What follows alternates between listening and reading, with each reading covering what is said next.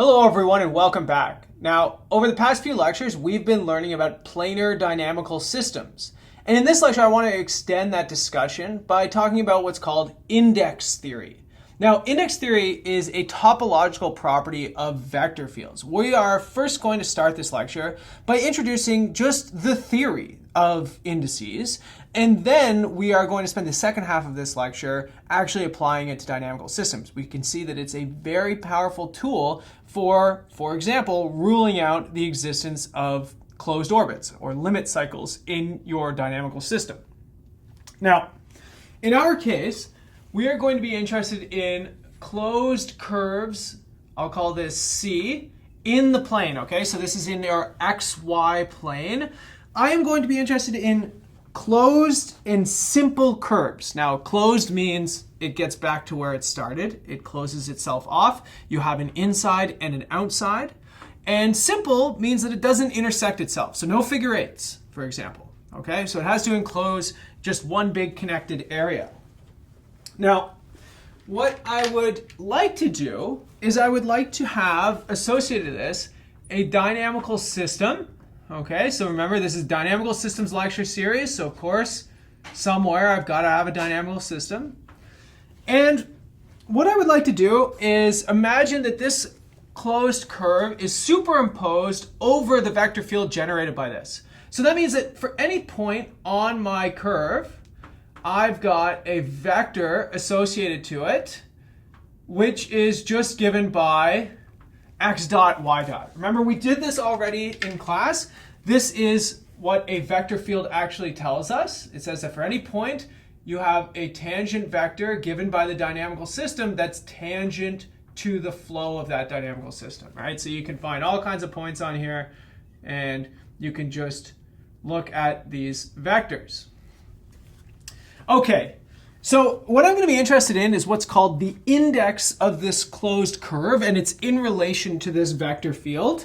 And what it really is it's like an integer that measures the winding of the vector field around the curve. Okay, so what I want you to do is make a movie in your mind of following, the point that goes around the circle here and look at what the vector does as it goes. Okay, and essentially, this is going to be an integer. This is very much related to electrostatics and the electrical charge, okay? So if you're familiar with maybe Gauss's law and the curl of a vector field, it's a very, very similar concept and it's intimately related. But again, in this case, I'm going to talk about it in the specific instance of these dynamical systems. So for each one of these vectors, I'm going to assign an angle, okay? So I'm going to say theta is equal to, now, it's the angle that is made with the point on the circle the point on the curve and my vector here. So actually, this is just an inverse tangent of y dot over x dot, okay? I'm going to leave you to have some fun to figure that out for yourself. But essentially, what you would like to do is you would like to track this angle as you go around the curve.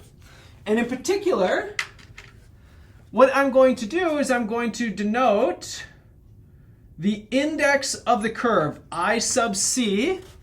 This is going to be 1 over 2 pi. I'm going to normalize by going around a circle, okay? And then I'm going to use this notation that is like this right here. So theta in a square box of c, that is going to be the number of times that theta goes around the circle, again, divided by 2 pi, and it's the number of rotations that the vector makes as you go around the closed curve. You can also interpret this as the net change of theta over c, okay? So if the vectors were such that they just made one full rotation, because you're going counterclockwise, this would be just 1. Or if it made a counterclockwise rotation, maybe a little harder for me to do, that would be -1. So we have plus or minuses that come through here. And again, you're just sort of dividing off by 2 phi because you're relating this thing to going around a circle. Let's do some examples. We can do some nice little pictorial examples. Let's actually just look at a really simple closed curve. And let's suppose that we get vectors that look like this, okay? So I'm just making up examples. I want you to kind of see how things work before we can start applying this. So in this case, we can see that our vector is, as we go around this thing, it's making one full rotation, okay? So its winding number is 1. And in fact, it's actually going counterclockwise, so its winding number is +1. So in this case, IC is equal to +1. Remember I said that you can have positive or negative. That just describes the orientation of how this thing is going around. Let's do another example. Let's do something long and flat. Doesn't really matter what these things look like. Let's do this. This one is pointing out. This one is pointing down, down, this, this, this, this. Okay, so you can also number these if it makes you a little bit easier to follow. 1, 2, 3, 4, 5, 6, 7, 8. Now, because this is going in a circle, or because it's a closed circle, it doesn't really matter where you start the numbering. I'm just starting here because this is sort of how we think about circles in the plane, right? 0 angle is on the positive x-axis. So the question is, what is the winding number associated to this? Okay, what is the index here? Well, let's sort of play the movie in our mind. So here we're starting pointing out this way, and then we are drifting down and around and around and around. Now, what you can see here is that we make one full rotation. So the index is either plus or minus 1. And what you can see is that we are moving clockwise around this thing. So we said that clockwise orientation, this is moving negative. All right, so we're sort of using the standard convention for mathematics. Clockwise is moving in the negative direction. We have an index of -1 in this case. Okay, let's do a harder one. Let's actually do one on a vector field. I'm going to give you a vector field. X dot is equal to x squared y. And let's do y dot is equal to x squared minus y squared. Okay? And I would like my curve. So let's say C is the set x squared plus y squared is equal to 1. So I would like to know the index of the unit circle in the plane with respect to this vector field right here. Okay, so this vector field tells me how the vectors are pointing as I go around the circle. And so let's start. Let's sketch out the circle. That's a pretty good circle. It should be closed, but that's okay. And let's start picking out some points on it. So for example, let's look at this point right here. This point is 1, 0. So let's start doing a little bit of math. Let's see where that vector actually points. So xy equal to 1, 0. That's a point on the unit circle. This tells me that x dot y dot, when I put this value in, is equal to 0, 1. So that means no horizontal movement and pointing straight up in x. Okay, so I'm going to call that point, just like how we numbered these previously, I'm going to number this one number 1. Okay, then what I'd like to do is let's put another one on here. Let's do this point at an angle of pi over 4. Now, in this case, it's going to be xy is equal to 1 over the square root of 2 times 1, 1. At pi over 4, that's where sine and cosine are equal to each other. This is a point on my curve. It's right here. And in this case, my vector x dot y dot is equal to 1 over 2 root 2, 0. So that means it has only horizontal movement now. And in this case, it's pointing outwards like this. So this is number 2. Now, you can keep going around the circle. You can put in as many vectors as you want. What I'm going to do is I'm actually going to draw on the rest of the vectors here. and you can do the computations yourself. So at angle pi over 2, in this case, you are pointing straight down. So this is number 3. And then at 3 pi over 4, so right here, in this case, I'm pointing inwards. So that's number 4. And then at angle pi, I am going to be pointing straight up. That's number 5. Okay, then right here. So again, this is 7 pi over 4. In this case, I've got an angle or a vector pointing straight out like this. This is number 6. Okay, then at the bottom of my circle at 3 pi over 2, this is number 7. It's pointing straight down. And finally, number 8 points like this. All right, so now I've got a bunch of vectors. I have a pretty good idea of how these things are moving around. And so the question is, what is my index of this curve? Okay, so let's take a look at the winding of this thing. Well, starting from 1 here, I'm pointing straight up, and then I'm moving I'm moving clockwise until I'm pointing straight down. So from 1 to 3, that is a negative pi rotation. Okay, so this is, maybe I can put some notes underneath. I'm going to say from 1 to 3, okay, just so that you can follow that. Straight up to straight down. But then you can see from 3 to 5, I'm reversing the direction and I'm going straight up. So this would be a pi, positive pi, but I can keep going. And in fact, from 3 to 7, I have a movement of 2 pi, right? I make one full rotation going in my counterclockwise direction. So I get plus 2 pi, which in this case is going to go from 3 to 7. And finally, now we reverse the direction again, and we get a rotation of pi, and it's going clockwise again, so I get minus pi, and this is going from 7 back to 1, okay? So here you can clearly see that I've gone 2 pi in one direction, 2 pi in the other direction, and so the total sort of charge or the index of this thing is equal to 0. So this tells me that my index of my curve is equal to 0 here. Okay, so we got to play around with a little bit of pictures, and we got to see what's going on. But what are some of the properties of this thing, right? Let's actually talk about this from a mathematical perspective now. Let's ask ourselves, what are properties of the index?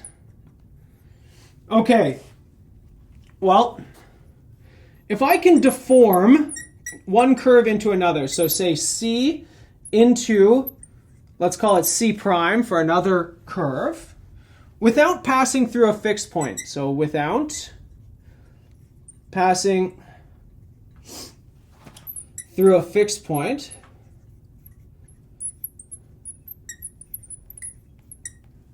this implies that the index of C is the index of C prime. Okay, so for example, what are some fixed? So 0, 0 is a fixed point of this dynamical system right here. And so that means that if I have any curve that goes around 0, 0, and I can easily sort of deform it into this circular curve, then all of those curves are going to have index 0. So again, you could draw some crazy, crazy complicated curve. No matter how complicated it is, it never goes through, or it never, all I have to do is stretch out the sides of this thing and warp it. I never have to actually go through 0, 0 here. And so therefore, any closed curve around 0 is going to have index 0 by this first property. Okay, what's another thing? Well, reversing arrows, so reversing arrows in the vector field. So multiply every arrow by -1. So instead of pointing straight up, this would point straight down. This would point left, up, left, right? If I reverse all of the arrows, this doesn't change the index.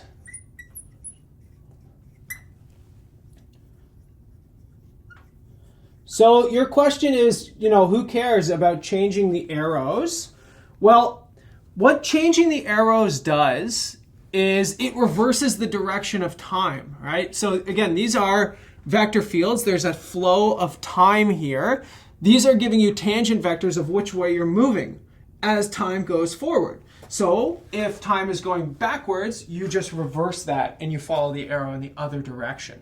So this says that it doesn't matter if you go forward in time or backward in time, you still have the same index. 3, if there's no fixed points in C, then its index is 0. Okay, so again, in this example, if I draw a closed curve that doesn't go around the origin, its index is immediately 0. If there's no fixed points inside of it, then it has a 0 index. And 4, if C is a closed orbit of a dynamical system, then the index of C is equal to 1, plus 1. Okay? So for example, if this circle turned out to be a closed orbit of a dynamical system, then its index would have to be 1. So how do I know that that's not a trajectory of my dynamical system? Because its index is 0. It can't be, right? I just said that these things have to have the same, have to have index 1 if it's a closed orbit. Okay. That's interesting, right? Because that last property is, the first one that really connects it to dynamical systems. It's true that we talked about fixed points here, but this is really sort of the first nugget of where this comes in for dynamical systems. Now, let's actually talk about fixed points. Because you can talk about the index of a fixed point. What this would mean is if you draw a closed circle around just that fixed point. So it's small enough that you just have a circle around the fixed point. Doesn't matter what it looks like, right? Because we can always sort of deform these things into each other. But the point is, you draw a closed curve around a fixed point. What would the index of that be? Well, turns out that it depends on the stability. So if you have a stable node,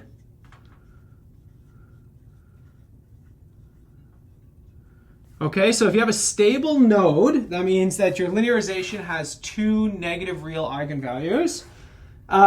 Okay, well, basically, it's this picture right here. Everything is pointing in.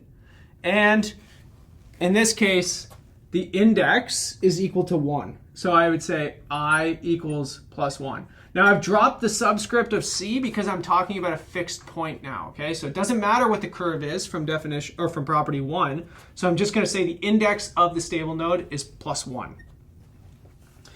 Same thing for an unstable node. Maybe try and do this yourself, right?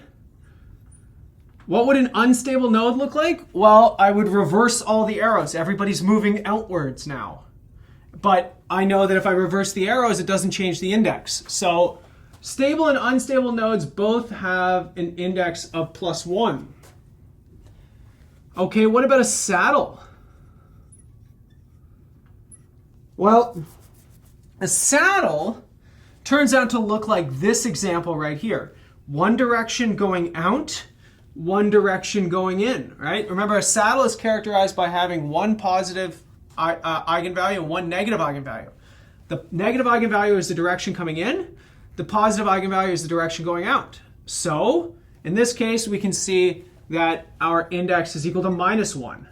So there's a difference between stable and unstable nodes and the saddle.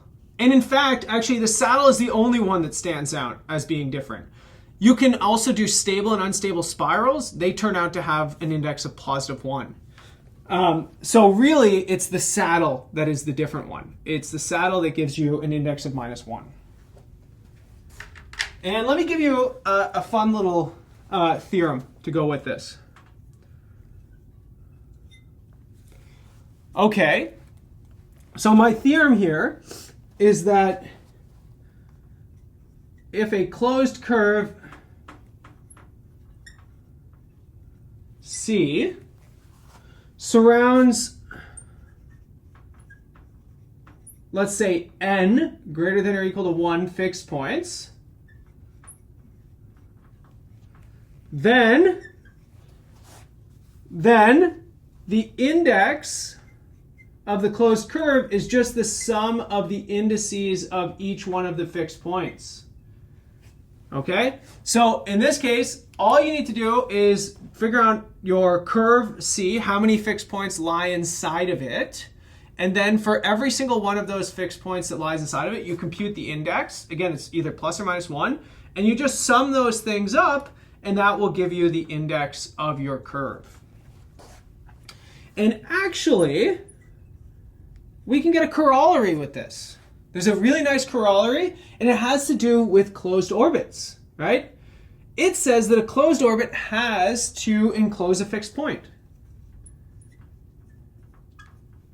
A closed orbit has to enclose a fixed point. Right? It doesn't say how many, but if there are no fixed points inside of that closed orbit, then its index is 0, right? And so that is from property 3. But property 4 tells you that the index of a closed orbit has to be 1, okay? So you can actually go further with this. You can see that, you can figure out how many stable and unstable and saddle have to be inside, right? They have to add together in such a way that it's always equal to +1. So for example, if you have a saddle inside of your closed orbit, then you've got to have at least one stable or unstable, or you've got to have at least 2 stable or unstables together, right? Because you have to have a total sum of +1 inside of that closed orbit. So this is kind of interesting, right? It's a weird way to look at dynamical systems. It's a topological way of looking at these vector fields, right? These indices, these are topological properties. And what I mean by this is, they're sort of robust under under deformations, right? One of the main concepts of topology is a homeomorphism. How can I bend one shape into another? Well, from property 1 here, we can see that, as long as you don't go through a fixed point, you can always sort of bend shapes into each other, and they always preserve the same index. So that's what I mean whenever I say that this is a topological property of the vector field. It's sort of invariant with respect to these homeomorphisms. Okay, let's apply these ideas. Remember a couple videos ago we did the rabbits and sheep model? Let's go back to it. Now, in that model, I sketched out a vector field. I said this is pretty plausible, and I sort of gave you a phase plot or a phase portrait of it. But you can ask yourself, how did I know that there wasn't a limit cycle in it? Well, index theory can help us. Okay, so let's go back to this for a second. Let's look at the rabbits and sheep model.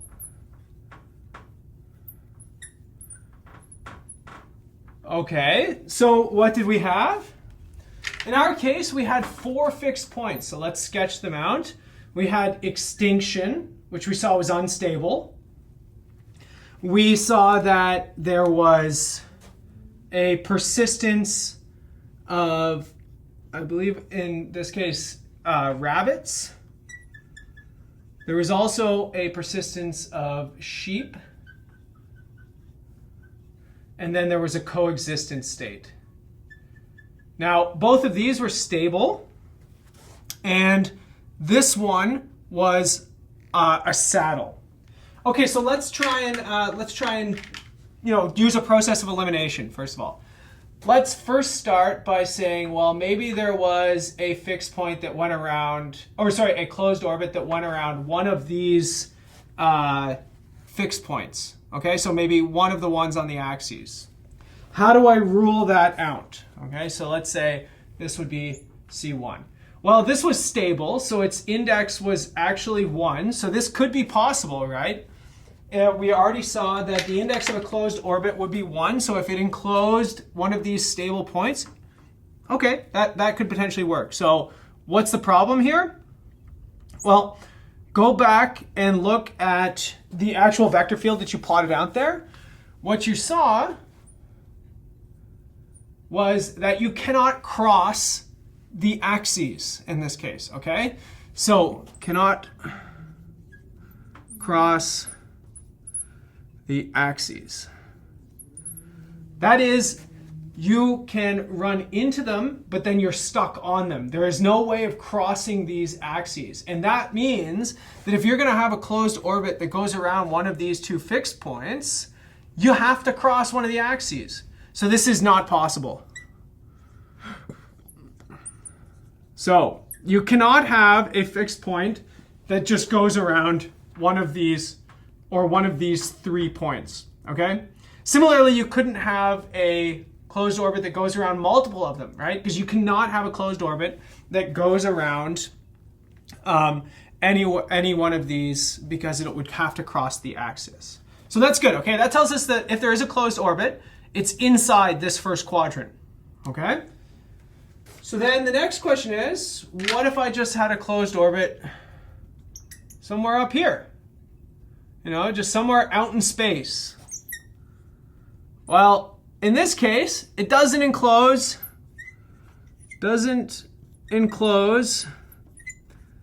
a fixed point, which tells me it's not possible. All right.